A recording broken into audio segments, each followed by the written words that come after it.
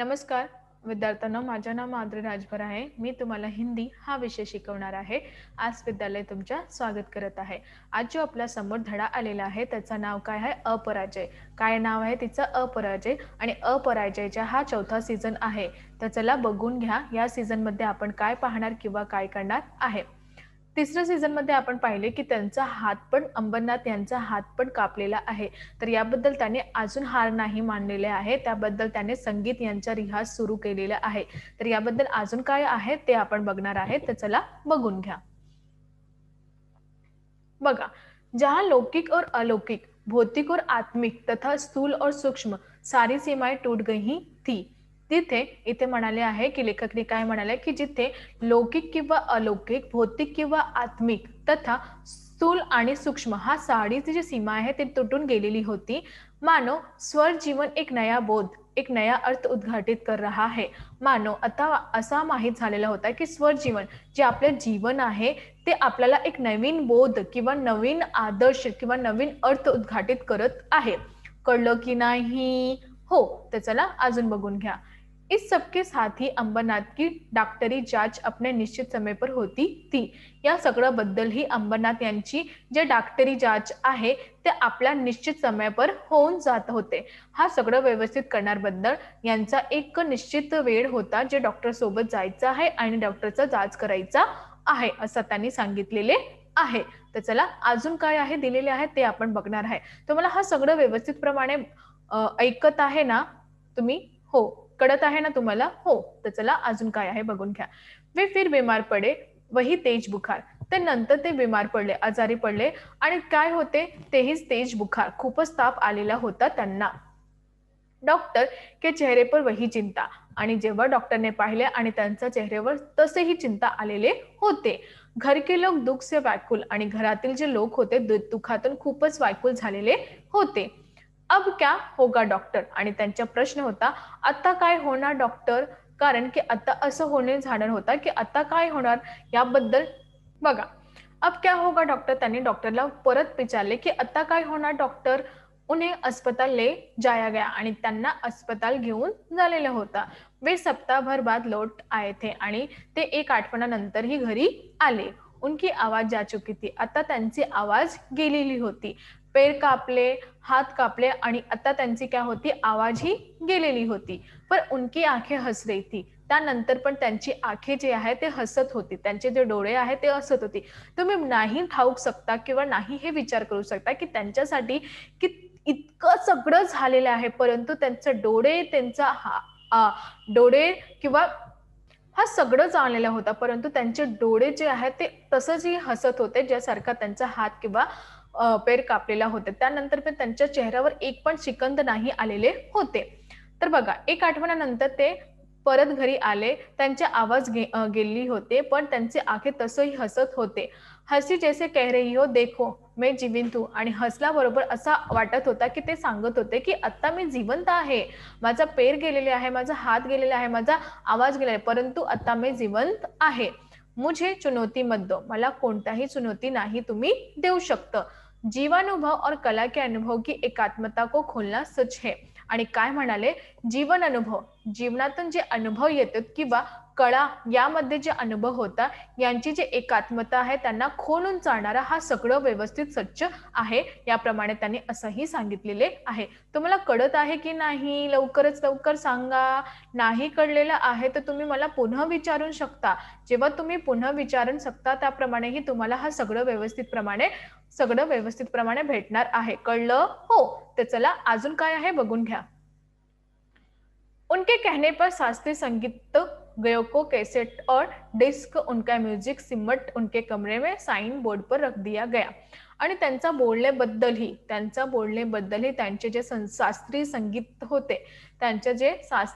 होते त्यांच्या कॅसेटमध्ये डिस्क त्यांचा म्युझिक म्हणजे गाणे सिस्टम यांचा कॅमेरे त्यांच्या शाईन बोर्डवर ठेवलेले होते.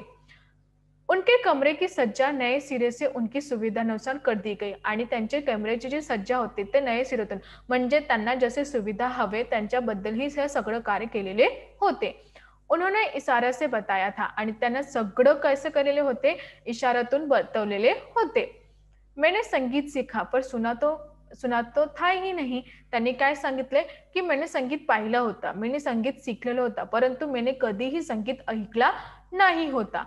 मेरी साधना अधूरी रही आणि माझी ही साधना काय झाली, अधूरी राहिलेली होती. जिन्होंने अपनी साधना पूरी की उनकी सिद्धि को लाभ तो ले सकता हूं, परंतु ज्यांनी आपली साधना पूर्ण केलेली आहे, त्यांची पूर्ण हा जी सिद्धी त्यांचा लाभ मी घेऊ शकतो ना, त्यांचा लाभ मी घेऊ शकतो असं त्यांनी सांगितले आहे. उनकी दिनचर्या बदल गई थी आणि त्यांची जी दिनचर्या आहे ते बदलली होती. वे मुस्कुराते इशारों से कहते, ते खूपच मुस्कुराते, आनंदी होऊन मुस्कुराते आणि इशाऱ्यातून सांगते. ते सांगते मैं आनंद में हूँ आणि ते खूपच चांगल्या प्रमाणे सांगते मी आनंदी आहे, मी आनंद मध्ये आहे. वे सुबह उठते, अपनी व्हीलचेयर से बाहर खुले में बगीचे में बैठते. ते सकाळी उठतं, ते सकाळी होऊन उठते, आपली व्हीलचेयर घेतले आणि बाहेर येते, जे बगीचे में बैठ जाते या कुठेतरी बगीचेला बागातून बसते. पक्षियों का कलरव सुनते आणि जे पक्षी आहे त्यांचं कलरव ऐकते. सूखे पत्तों के झरने की आवाज आणि जे सुखे पत्ते आहेत त्यांचं झरणे, सूखे पत्ते त्यांच्या झरण्याचा आवाज ऐकते. कलियों के चटखाने की आवाज उन्हें सुनाई देते आणि जे कली आहे त्यांच्या चटकण्याची आवाज त्यांना ऐकतं, जे सुनून देते. उन्हें ओस की टिप टिप पत्तियों के खुलने की धीमी हवा के सरसराने की सूक्ष्म ध्वनिया बहुत स्पष्ट सुनाई पडती थी. आणि त्यांच्या जे ओस आहे त्यातून मध्ये टिप टिप पत्तिया, जे ओस आहे त्यांच्यामध्ये ते टिपटिप पत्ती, ते खुलण्याची धीमी गती, हवानातून ते सरसत सूक्ष्म. बघा नीट प्रमाणे ऐकून घ्या, मी पुन्हा सांगत आहे. बघा, सुखेचे पत्ते झरने की आवाज, जे सुखेचे पत्ते त्यांच्या झरणाची आवाज, कळ्यांची छटकटे आवाजे त्यांना ऐकतात.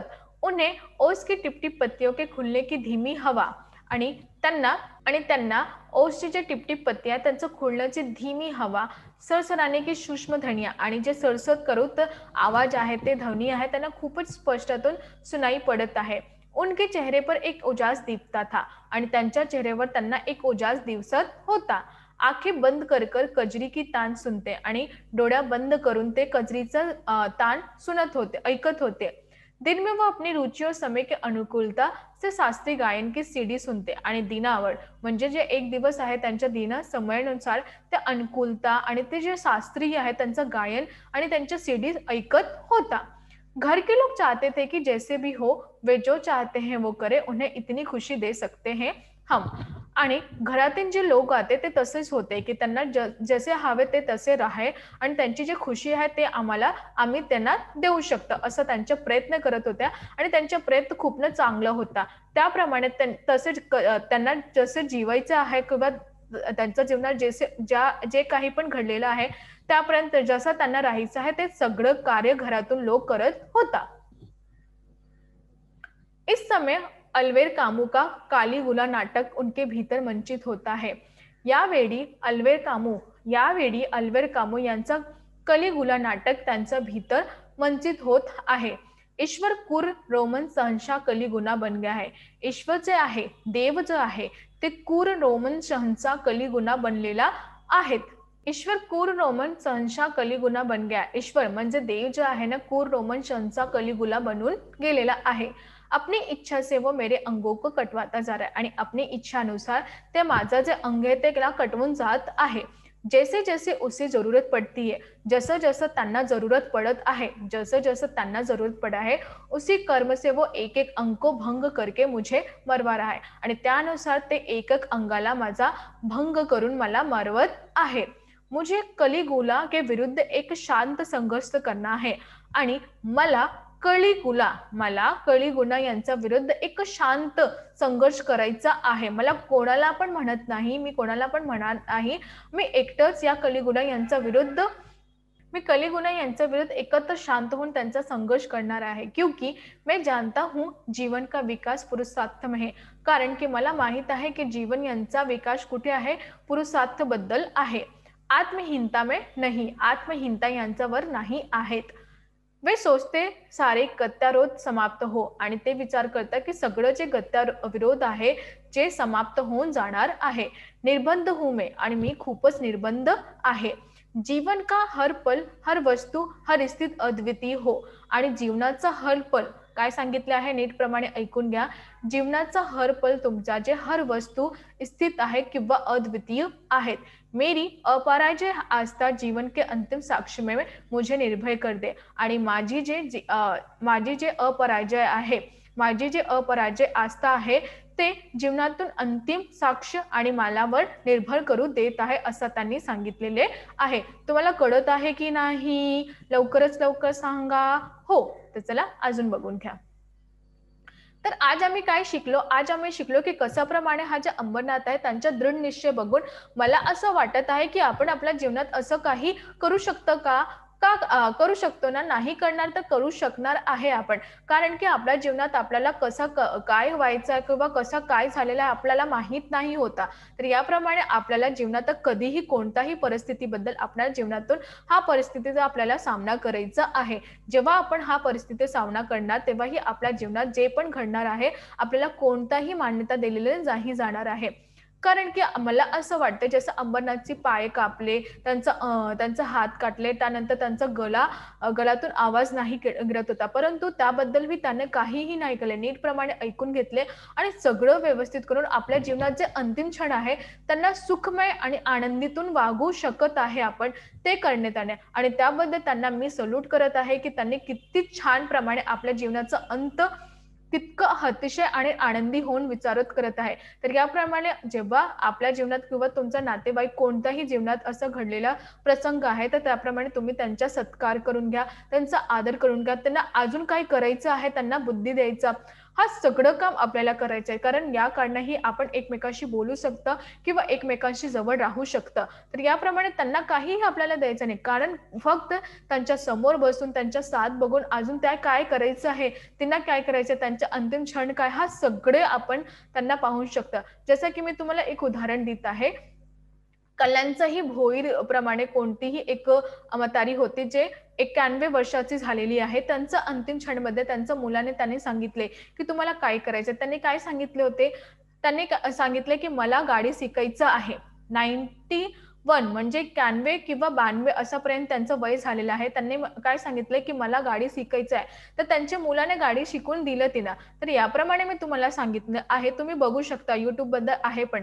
तुम्ही बघू शकता, की याबद्दल आपण त्यांचं असं मत होतं, की या अंतिम क्षण मी आरामात जीवनात माझा आहे, मी करणार आहे. ही माझी इच्छा होती. तर त्याप्रमाणे त्यांच्या मुलाने त्यांची इच्छा पूर्ण करली. तर याप्रमाणे आपली जे जीवनात आहे, आपण कसं करायचं किंवा आपण कसं वागायचं हे आपल्या उपर आहे. तुम्ही कोणाला नाही सांगू शकता, की माझ्या जीवनात तुम्ही त्यांचा भेद करून घ्या किंवा तुम्ही त्यांचं काय करणार आहे, हा सगळं कठीण नाही आहे.